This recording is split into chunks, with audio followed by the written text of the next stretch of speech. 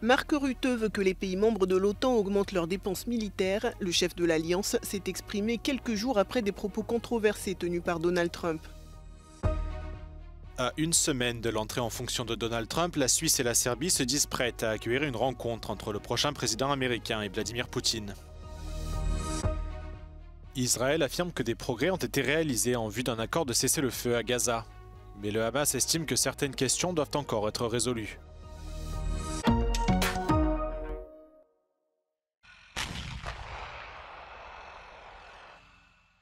Actuellement, les pays membres de l'OTAN doivent chaque année consacrer 2% de leur PIB à leurs dépenses militaires. Cette règle n'est pas obligatoire et dans la pratique, seuls 23 États y sont parvenus en 2024. Pourtant, le secrétaire général de l'OTAN estime qu'il faut aller plus loin et souhaite que les pays membres augmentent leur budget militaire non pas à 2%, mais à plus de 3% de leur PIB. C'est le vœu qu'il a formulé lors d'une visite au Parlement européen à Strasbourg. Selon Mark Rutte, cette augmentation est essentielle compte tenu du contexte géopolitique actuel. Spending more on defense means spending less on other priorities. But it can make a big difference for our future security. On average, European countries easily spend up to a quarter of their national income on pensions, health and social security systems. And we need only a small fraction of that money to make defense much stronger. So I count on you to make sure we all invest more in defense. It is an investment in our security and the security of our children and grandchildren. De manière globale, les États ont augmenté leurs dépenses militaires ces dernières années, notamment à cause de la guerre en Ukraine, mais ce sujet divise les pays membres. Le chancelier allemand Olaf Scholz, par exemple, n'y est pas favorable, alors que Donald Trump, qui accuse les pays alliés d'être de mauvais payeurs, souhaiterait qu'ils accroissent leur budget défense à 5% de leur PIB. The defence spending target will have to be increased, most likely as a deliverable for NATO's Hague summit in June. Of course, nobody knows the size of the percentage, so to say. It might be 3%, it might be 3.5%. And I think overall it will be a mixed picture with some allies indeed perhaps even meeting 5%, particularly on the front line of Russia's war against Ukraine, and perhaps others meeting 3.5%. But overall, it's a certainty, almost a certainty that the defense spending target will rise. En 2024, les États-Unis ont consacré 3,4% de leur PIB à la défense, ce qui représente 70% du budget de défense de tous les pays membres de l'OTAN.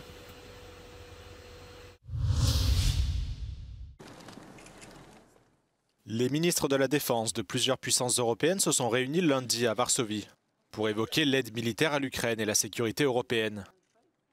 Une réunion qui intervient alors que la Pologne entame sa présidence tournante de l'UE, que Varsovie affirme vouloir centrer sur la défense du continent face à la menace russe.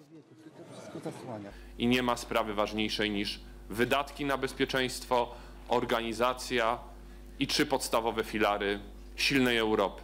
To jest silne społeczeństwo, czyli nasza odporność na wojnę hybrydową. To jest silne armie narodowe i siła naszego sojuszu. Le sommet a rassemblé les ministres de la Défense polonais, français, allemands, italiens et britanniques à Varsovie ce lundi. Dimanche, le ministre français Sébastien Lecornu a déclaré que le réarmement dépassait la question militaire, le qualifiant d'enjeu global pour la souveraineté du pays. La Pologne envisage quant à elle de consacrer 4,7% de son PIB à ses capacités de défense en 2025. Alors que l'entrée en fonction prochaine de Donald Trump à Washington fait craindre une baisse de l'aide américaine à Kiev. Varsovie est l'un des plus fidèles alliés européens de l'Ukraine en termes de soutien militaire. Et sa position géographique lui permet un acheminement rapide d'aide vers les lignes de front.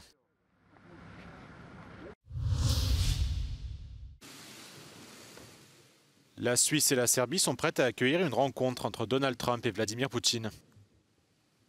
Le département suisse des Affaires étrangères aurait informé l'Ukraine, la Russie et les États-Unis que le pays est disposé à soutenir les négociations de paix. Par ailleurs, le président serbe Aleksandar Vučić affirme que son pays proposera également d'accueillir une rencontre entre les deux dirigeants. Le prochain président américain a déclaré jeudi dernier qu'il était en train de préparer une rencontre avec le dirigeant russe pour en finir avec la guerre en Ukraine. Le porte-parole du Kremlin, Dmitri Peskov, a quant à lui déclaré que le président russe était ouvert au dialogue avec Donald Trump, mais n'a pas évoqué de préparation préliminaire. Well, we haven't set the exact framework for it yet. We're working on that, but I do expect a call for at least in the coming days and weeks. Il reste cependant un obstacle majeur à surmonter en vue d'une rencontre entre les deux dirigeants. Vladimir Poutine est toujours visé par un mandat d'arrêt de la Cour pénale internationale. La Suisse et la Serbie seraient donc légalement tenues de l'arrêter s'il se rendait sur leur territoire. Toutefois, le Conseil fédéral suisse pourrait accorder une exception en cas de négociation de paix. Donald Trump a critiqué à plusieurs reprises l'aide américaine à l'Ukraine et a remis en question l'investissement des États-Unis dans l'OTAN. Le président américain élu a promis d'amener Kiev et Moscou à la table des négociations, allant jusqu'à affirmer qu'il mettra fin à la guerre en 24 heures après son investiture. Donald Trump débutera son second mandat à la Maison-Blanche lundi prochain.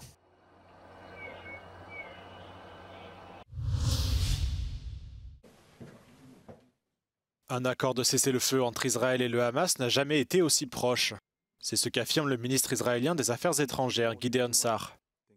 Les médiateurs auraient présenté à Israël et au Hamas une version finale d'un accord qui permettrait de mettre fin à la guerre, qui les oppose depuis maintenant plus de 15 mois. Progress was made. We see some progress in the negotiations. Israel wants a hostage deal. Israel is working with our American friends in order to achieve a hostage deal. And soon we will know whether the other side wants the same thing. Un responsable du Hamas a cependant déclaré que plusieurs questions sensibles devaient encore être résolues, notamment l'engagement d'Israël à mettre fin à la guerre, le retrait des troupes israéliennes et les détails concernant l'échange d'otages et de prisonniers.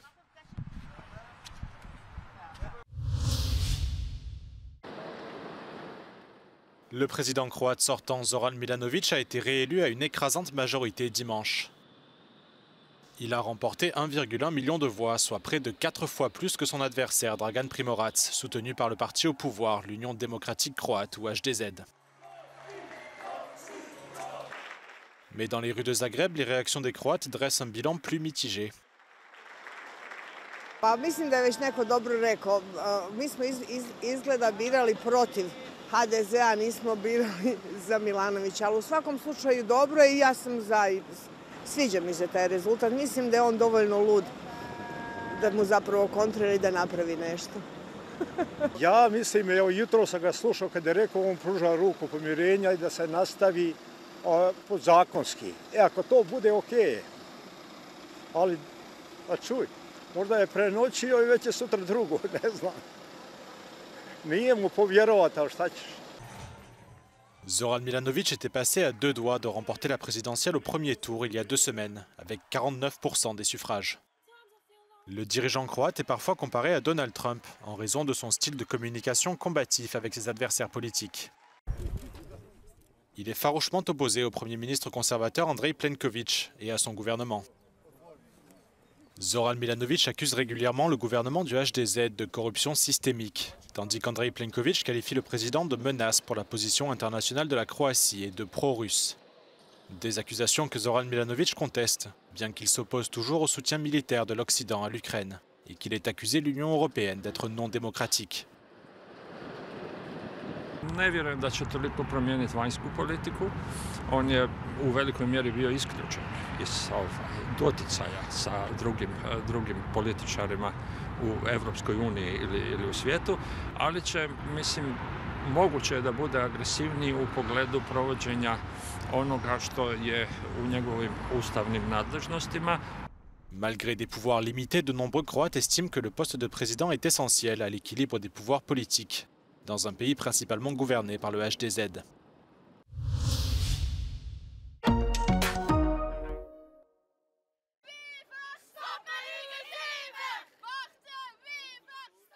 Pompiers, enseignants, fonctionnaires, ils sont près de 30 000 à être descendus dans la rue de la capitale belge à l'appel des syndicats pour faire front commun contre un projet de réforme des retraites.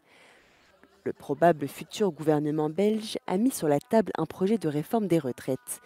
La dénommée Coalition Arizona, composée de 5 partis nationalistes flamands, de centre-droit, libéraux et sociodémocrates, n'est toujours pas parvenue à former un gouvernement 7 mois après les élections.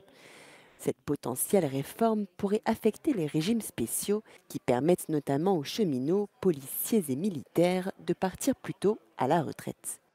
Pour ce qui concerne les fonctionnaires, les travailleurs de la fonction publique, il y a des régimes qu'on appelle des régimes préférentiels qui risquent de disparaître et donc il faudra travailler beaucoup plus longtemps pour avoir les mêmes droits.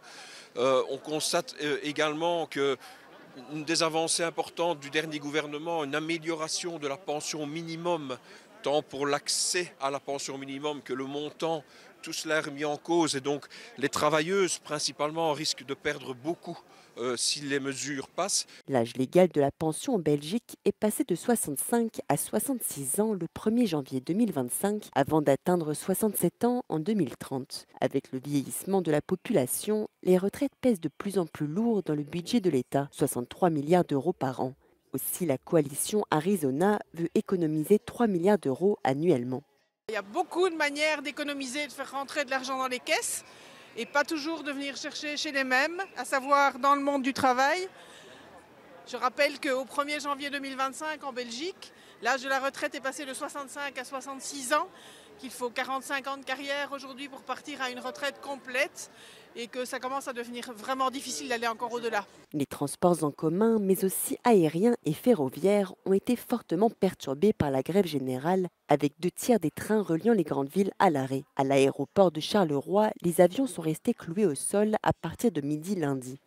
De son côté, l'aéroport de Bruxelles prévoyait que près de 40% des vols ne seraient pas opérés. Depuis 2018, la loi impose le maintien d'un service de transport minimum en cas de grève.